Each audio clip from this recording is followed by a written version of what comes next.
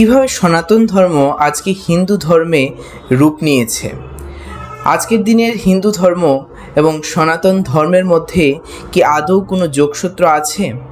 আজকের দিনে যারা আমরা নিজেদেরকে হিন্দু বলে থাকি, আমরা কি হিন্দু ধর্ম এবং সনাতন ধর্মের বিষয়ে কোনো কিছু জানি? কোনো বিষয়ে কি আমরা অবগত আছি? আজকের এই ভিডিওটি একটু কন্ট্রোভার্সিয়াল ভিডিও হতে চলেছে। ভিডিওটি এন্ড পর্যন্ত দেখবেন, অনেক কিছু এই ভিডিও থেকে জানতে পারবেন। কিভাবে একটি সংস্থা এবং সংগঠন আমাদেরকে হিন্দু বলতে উদ্যত করছে এবং কিভাবে একটি সংস্থা এবং সংগঠন নিজেকে হিন্দু বলে দাবি করছে এবং ভাবছে যে এই দেশের বাকি 100 কোটি জনগণ হিন্দু নয়। ভিডিওটি স্টার্টিংয়ে একটি ডিসক্লেমার দিয়ে দিচ্ছি, এই ভিডিওটি কারোর ভাবাবেগে আঘাত পৌঁছানোর জন্য করছি না এবং এই ভিডিওটি থেকে যদি কেউ নিজের মনের মধ্যে কষ্ট পেয়ে থাকেন তাহলে আমি অত্যন্ত দুঃখিত এবং এই ভিডিওটি কোনো পার্সনকে আমি হিট করেও করছি না। আজ থেকে 30-40 হাজার বছর পূর্বে ভারতবর্ষের বুকে গড়ে উঠেছিল একটি ধর্ম, যে ধর্মের নাম সনাতন ধর্ম, যেটি আসলে কোনো ধর্ম ছিল না, যেটি একটি জীবনশৈলী এবং মানুষের ভেতরকার সত্তাকে জাগ্রত করা যে ধর্মের মূল উদ্দেশ্য ছিল। ভারতবর্ষে এই সনাতন সভ্যতা এবং সংস্কৃতি কন্টিনিউয়াসলি গ্রো করছিল। তৎকালীন সময়ে ভারতবর্ষে আর্য সভ্যতা, মায়া সভ্যতা এবং সনাতন ভারতীয় সভ্যতা একই সাথে গড়ে উঠছিল। আর্যরা সোমালিয়া থেকে ভারতবর্ষে এসেছিল এবং এরই মধ্যে দক্ষিণ ভারতে ভারতবর্ষের ঋষিরা গড়ে তুলছিলেন সনাতন ধর্মের ভিত এবং সনাতন ধর্মের প্রাচীর, যা আমাদের ভারতীয় বেদ। বৈদিক বেদ এবং উপনিষদ ভারতবর্ষকে সমগ্র ভারতবর্ষ তথা বিশ্বের দরবারে একটি অনন্য জায়গায় নিয়ে গেছিল। যে সময়ে অন্যান্য সভ্যতা কাপড় চোপড় পরা পর্যন্ত জানতো না, ঠিক সে সময় ভারতবর্ষের ঋষিরা ভারতবর্ষের বুকে গড়ে তুলেছিলেন ধর্মের প্রাচীর। সেই প্রাচীর সনাতন সভ্যতা বা সনাতন ধর্ম নামে কালক্রমে প্রচলিত হয়ে যায় এই ভারতবর্ষের বুকে। সনাতন শব্দের প্রকৃত অর্থ হলো যা আদি এবং অন্ত সবসময় সত্য, যে আদিতেও সত্য এবং যে অন্ততেও সত্য, সেই ধর্মকেই সনাতন ধর্ম বলা হয়েছিল, যার কখনোই হত হয় না, যে ধর্ম কখনোই বিনষ্ট হয় না, যে ধর্ম মানুষের মানসিকতার ধর্ম, যে ধর্ম মানুষের ক্যারেক্টারিস্টিক্সের ধর্ম, যে ধর্ম মানুষের প্রতিদিনের চলার ধর্ম। ভারতবর্ষের বুকে ধর্ম বলতে আমাদের প্রকৃতিকে বোঝানো হতো, আমাদের ক্যারেক্টারিস্টিক্সকে বোঝানো হতো, আমাদের আচরণ, আমাদের ব্যবহারকে বোঝানো হতো। সেই জায়গা থেকেই ভারতবর্ষের সভ্যতা এবং সংস্কৃতি বসুদেব কুটুম্বকম এবং সর্বং খলিদং ব্রহ্ম গান গেয়েছিল। সর্বং খলিদং ব্রহ্ম বলতে এই পৃথিবীর অণু পরমাণু থেকে শুরু করে মানুষ, গাছপালা, পশু পাখি এবং এই চরাচর বিশ্ব ব্রহ্মাণ্ডে যা কিছু আছে সব কিছুই সেই আদি এবং অনন্ত ঈশ্বর। এটি আমাদের ভারতবর্ষের সনাতন ধর্মের মূল ভিত এবং মূল শিক্ষা ছিল। তাছাড়া বৈদিক বাণীতে বলা হয়েছে সর্বে ভবন্তু সুখিনা, সর্বে সন্তু নিরাময়া, সর্বে ভদ্রাণি পশ্যন্তু মা কশ্চিৎ দুঃখ ভাগ ভবেৎ।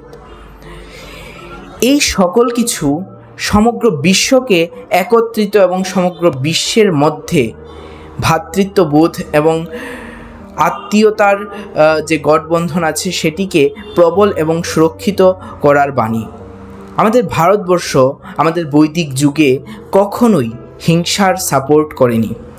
আমাদের ভারতবর্ষ আমাদের বৈদিক যুগে কখনোই কোনো ধরনের শস্ত্রের প্রয়োগ করেনি, কেননা এই ধর্ম কখনোই শস্ত্রের উপর বেস করে তৈরিই হয়নি।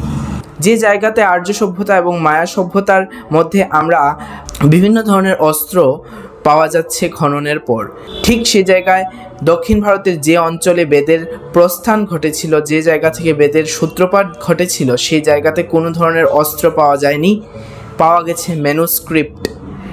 আজ থেকে 40 হাজার বছর পূর্বকার যে স্ক্রিপচার্সগুলো, তাম্রলিপিতে লেখা স্ক্রিপচার্স পাওয়া গেছে। ভারতবর্ষ আজকে যে হিন্দুত্ব এবং যে ক্রূর হিন্দু মতবাদে গড়ে উঠছে এবং আগামী প্রজন্ম যে ক্রূর হিন্দু মতবাদে অগ্রসর হচ্ছে, সেটি ভারতীয় সভ্যতা বা ধর্ম কখনোই সাপোর্ট করে না। আজকের দিনে আমরা একটি পার্টিকুলার অর্গানাইজেশন বা পার্টিকুলার টিমকে আমরা ধর্মের কাঠগড়ায় দাঁড় করিয়েছি যে ওরা হিন্দু ধর্ম বা সনাতন ধর্মের রক্ষক। যে ধর্ম মানুষকে মানুষ হতে শিখিয়েছিল, যে ধর্ম মানুষের মানবিকতাকে বৃদ্ধি করতে শিখিয়েছিল, যে ধর্ম মানুষকে পরহিতে ব্রতী করতে শিখিয়েছিল, সে ধর্মই রক্ষার জন্য আমরা এমন সকল লোকদেরকে আমাদের জীবনে চুজ করেছি যারা এই সকল ধর্মকে, এই ধর্মের ভিতকে সম্পূর্ণভাবে গুঁড়িয়ে দিচ্ছে। হিন্দু শব্দটি কখনোই কোনো ধর্মের সাথে যুক্ত ছিল না। যখন ব্রিটিশার্সরা এই দেশে প্রথম পা রেখেছিল, তখন এই দেশের যে এন্টার জিওগ্রাফিক্যাল পজিশন দেখে উত্তরে হিমালয় এবং দক্ষিণে ইন্দু মহাসাগর, যেটা বর্তমান দিনের ইন্ডিয়ান ওশেন, এই যে মাপকাঠিতে, এই যে জিওগ্রাফিক্যাল পজিশনের ভেতরে যে সকল লোকজন থাকতো, প্রত্যেক লোকজনদেরকে ব্রিটিশার্সরা হিন্দু বলে গণ্য করত। আজকের দিনে এই হিন্দু একটা ধর্ম হয়ে গেছে। আজকের দিনে আমরা নিজেদেরকে পরিচয় দেই হিন্দু বলে, কিন্তু সেটা কিন্তু সম্পূর্ণ সত্য নয়। আমরা কখনোই হিন্দু ছিলাম না। এই দেশ সনাতন ভারতবর্ষের দেশ, এই দেশ সনাতন ধর্মাবলম্বী লোকজনদের দেশ।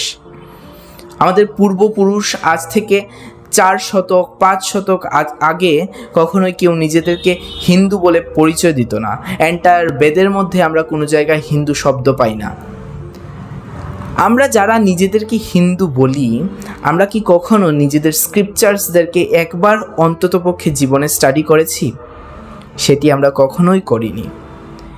ধর্ম সংস্থাপন করার জন্য মহাভারতে গীতায় শ্রীকৃষ্ণ অষ্টাদশ অধ্যায়ের রচনা করেছিলেন, অর্জুনকে বলেছিলেন সেটি ধর্ম প্রতিষ্ঠার জন্য ছিল।